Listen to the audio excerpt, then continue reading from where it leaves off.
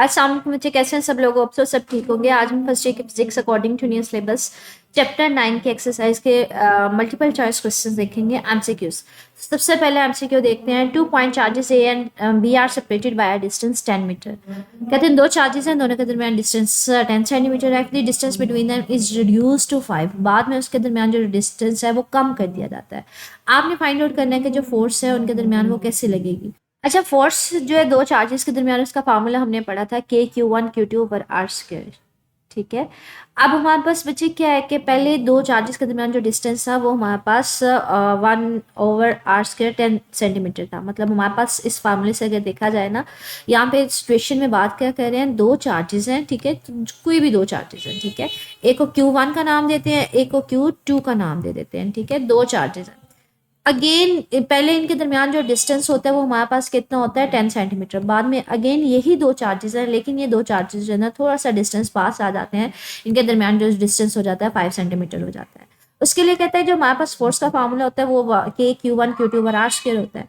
अब दोनों चार्जेस हैं वो तो कांस्टेंट है, वो तो चेंज नहीं हो रहे। के भी कांस्टेंट है, वो भी चेंज नहीं हो रहा। चेंज क्या हो रहा है, डिस्टेंस हो रहा है। तो मैं कह सकती हूँ जो फोर्स है वो इनवर्सली प्रोपोर्शनल है 1/r² के।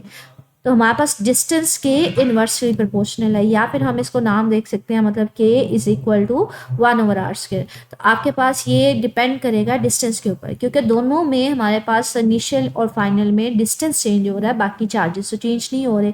तो ये कांस्टेंट फैक्टर है, ये वैसे कैंसिल हो जाएंगे। स्टार्टिंग में मेरे पास फोर्स की जो है वो वैल्यू हमारे पास कहते हैं क्या होगी। फॉर एग्जांपल कोई भी वैल्यू है, कब जब डिस्टेंस हमारे पास कितना होगा, 10 सेंटीमीटर होगा। तो 10 है, आर की जगह क्या लिखते हैं, 10 सेंटीमीटर का स्क्वायर लिखते हैं। ये इनिशियल डिस्टेंस है, तो मैं इसको नाम दे देती हूँ F1 का। तो F1 की वैल्यू क्या आ गई हमारे पास, 1/, क्या ले, 10 का स्क्वायर आ जाएगी। F2 हमारे पास क्या आ जाएगा, F2 हमारे पास डिस्टेंस बाद में कितना आया, 5 सेंटीमीटर है। तो F2 = हमारे पास कितना आ जाएगा, F2 कह लेंगे, F प्राइम कह दें इसको, 1/5 का स्क्वायर आ जाएगा। ठीक है, 5 का स्क्वायर कर दें। अब आपने फाइंड आउट क्या करना है, एक्सप्रेशन क्या करना है, मुझे दोनों का क्या कर लें, रेशो ले लें। F2 डिवाइडेड बाय F1 करते हैं। ठीक है, तो ये F2 बाद वाली मेरे पास फोर्स आ जाएगी, डिवाइडेड बाय F1 आ जाएगी। ठीक है, तो मैंने रेशियो निकाल दिया F2 डिवाइडेड बाय F1। ठीक है, अब यहाँ पे F2 की वैल्यू मेरे पास क्या थी, वो तो मेरे पास 1/5 का स्क्वायर थी। ठीक है, तो ये मैं इसकी वैल्यू को पुट ऑन कर रही हूँ। F2 मेरे पास क्या थी, 1/5 का स्क्वायर, ये मैंने यहाँ पे पुट ऑन कर दी। डिवाइडेड बाय F1 क्या थी, 1/10 का स्क्वायर थी, तो उसको हम पुट ऑन कर देंगे something like this, divided by 1/10 का स्क्वायर। अब ये देखें, ये बच्चे नीचे वाली जो वैल्यू है ये नीचे है, तो इसको ऊपर लेके जाएंगे तो ये इनवर्स हो जाएगी। तो ये फार्मूला मेरे पास क्या बन जाएगा, ये मेरे फार्मूला मेरे पास बन जाएगा, ये ऊपर चली जाएगी ना, तो ये आ जाएगा 1/5 का स्क्वायर डिवाइडेड बाय, मतलब ये जो डिवीजन में था ये ऊपर जाके क्या हो जाएगी, इनवर्स हो जाएगी। तो ये आ जाएगा इंटू 10 का स्क्वायर डिवाइडेड बाय 1, मतलब 10 का स्क्वायर ऊपर चला जाएगा और डिवाइडेड बाय 1, मतलब 10 के स्क्वायर को आप डिवाइड करेंगे 5 के स्क्वायर के साथ। 10 का स्क्वायर क्या होता है, 100 डिवाइडेड बाय 5 का स्क्वायर होता है 25। तो 100 डिवाइडेड बाय 25 मेरे पास क्या आ जाएगा, 4 के इक्वल आ जाएगा। ठीक है, ये 4 आ जाएगा। ये इनिशियल फोर्स यहाँ पे डिवाइड हो रही है, तो जाके क्या हो जाएगी, मल्टीप्लाई हो जाएगी। तो ये इनिशियल फोर्स का 4 टाइम आ जाएगा। ठीक है, तो कौन सा एमसीक्यू इसका ठीक होगा, ये हमारे पास इंक्रीज होगी 4 times of its initial value या ओरिजिनल वैल्यू। ठीक है, तो डी वाला ऑप्शन ठीक होगा हमारे पास। यहाँ पे इसी को सॉल्व किया हुआ है, लेकिन यहाँ पे ना उसको एक्सपैंड नहीं किया, मैंने उसको एक्सपैंड करके प्रॉपर्ली आपको एक्सप्लेन कर दिया। ठीक है, नेक्स्ट एमसीक्यू पे चलते हैं। कहते हैं विच electric charge is possible on A particle. अच्छा, किसी भी पार्टिकल के ऊपर हम लोगों ने चार्ज पढ़ा था, हमारे पास क्या होता है, हमने कहा था जो किसी भी पार्टिकल के ऊपर चार्ज होता है वो हमारे पास एन टाइप होता है, मतलब मल्टीपल होता है। एन टाइप का मतलब है कोई भी नंबर 1 2 3, तो एन टाइम मल्टीपल होता है इलेक्ट्रॉन के चार्ज का, NE होता है। अब हम लोगों ने देखना है इनमें से कौन सा जो मल्टीपल है वो एन का मल्टीपल है। तो इसमें ये देखें, हम लोगों ने ना इसके लिए देखा हुआ है कि हमारे पास किसी भी पार्टिकल के ऊपर जो चार्ज होता है वो इलेक्ट्रॉन के चार्ज का मल्टीपल होता है। इलेक्ट्रॉन के चार्ज की जो वैल्यू होती है 1.6 × 10⁻⁻19 होती है। ठीक है, एन की वैल्यू डिफरेंट 1 2 3 कुछ भी हो सकती है। अगर मैं यहाँ पर 2 पुट कर दूँ ना एन को, और उसको 1.6 से मल्टीप्लाई करूँगी, तो बच्चे जो मेरे पास वैल्यू आ जाएगी ना वो 3.2 आ जाएगी। तो इसका करेक्ट ऑप्शन क्या होगा, बी वाला करेक्ट ऑप्शन होगा। ठीक है, तो ये मेरे पास जो थर्ड वाला एमसीक्यू बच्चे ये रिड्यूस सिलेबस में नहीं है, ये क्रॉस हुआ है, तो हम ये नहीं करेंगे। 9.4 पे आ जाए हमारे पास।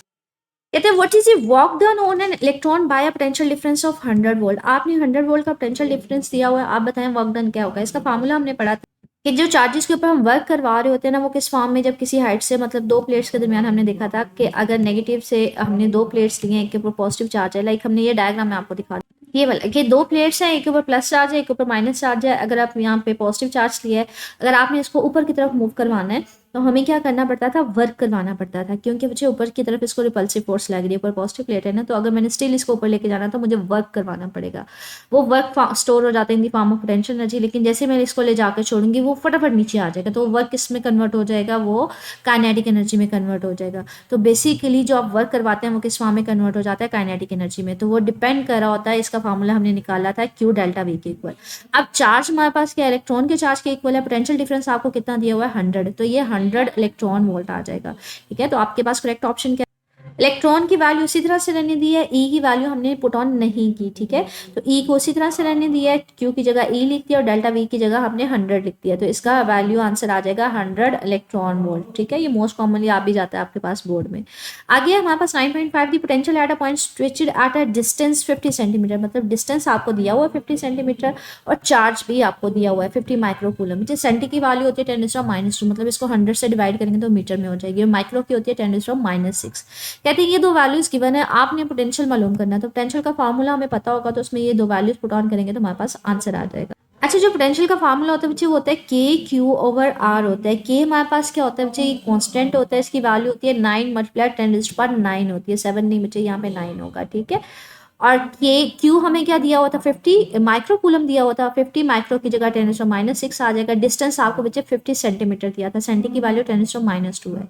अब इस सारे को सॉल्व करेंगे तो आ जाएगा 9 मल्टीप्लाई 10⁻5 आ जाएगा, तो आपका पास करेक्ट ऑप्शन क्या होगा, दिस वन, 9 मल्टीप्लाई 10⁻5 वोल्ट। ठीक है, ये आपके पास करेक्ट ऑप्शन आ जाएगा।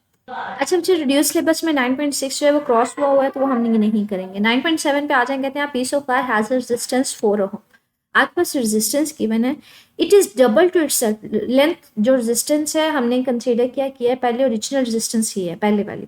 बाद में कहते हैं आप इसकी लेंथ को क्या करें, डबल कर दें, लेंथ डबल कर दें, क्रॉस सेक्शन एरिया जो है ना, सॉरी लेंथ को हाफ कर दें, क्रॉस सेक्शन एरिया को डबल कर दें, फिर बताएं इसके रेजिस्टेंस की वैल्यू क्या आती है। तो ओरिजिनल रेजिस्टेंस ये है, बाद में चेंज किया गया है, लेंथ को हाफ किया गया है, एरिया को डबल किया गया है। तो पहले तो रेजिस्टेंस का फार्मूला देखते हैं। रेजिस्टेंस का फार्मूला क्या होता है, रो एल ओवर ए। ठीक है, ओरिजिनल वैल्यू जो है ना वो आपको उसकी 4 दी हुई है। ठीक है, तो ये पहली उसकी वैल्यू है 4 है। अब वो कहते हैं लेंथ को हाफ कर दे, लेंथ को हाफ कर दिया और एरिया को डबल कर दिया, तो ये बाद वाली रेजिस्टेंस होगी। ठीक है, अब ये डिवीजन में है तो ये भी डिवीजन में आ जाएगा, ये ऑलरेडी डिवीजन में था, तो ये 1/4 आ जाएगा, रो एल ओवर ए। रो एल ओवर ए तो ओरिजिनल वैल्यू नहीं दोबारा से आ गई, तो ये किसके इक्वल था, ये आर के इक्वल था।